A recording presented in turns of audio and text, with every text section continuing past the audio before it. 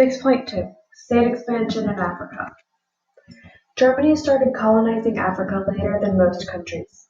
These maps show the expansion over 32 years, during which Germany's territory in Africa expanded rapidly. However, they would soon lose this land after World War I ended.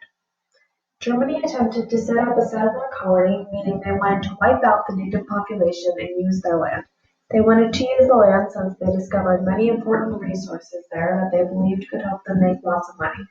First, the Germans made treaties with the natives. They occupied some of the land in exchange for helping the tribe fight neighboring tribes if needed. They called these treaties of protection. For some other colonies, they also bought some of the land from the native chiefs. However, they then started taking land and cattle. This sparked resistance among the natives.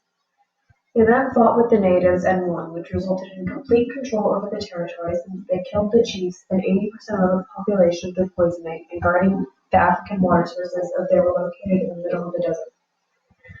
This caused dehydration. They then made the rest of the people slaves and worked them in the concentration camps where most of them starved, were lynched, or worked to death. The Germans' most effective method of annihilation was forcing the Herero into the desert and polluting the wells, causing most to die of thirst. German colonial rule succeeded in annihilating 75% of the Herero and 50% of the Nama. Before the war, the Herero were 80,000 strong, and after the war, only 20,000 remained. The Nama people, a southern tribe that entered the war almost a year later due to similar circumstances, were reduced from 20,000 to 10,000. The remaining Herero, as well as the Nama, were sent to concentration camps, such as Shark Island, where many died due to abuse and hard labor. The body parts of these dead prisoners were used in racial studies to try to prove the inferiority of blacks. Before the skulls were sent off and sold to German universities, the female prisoners did all the horrendous preparatory work.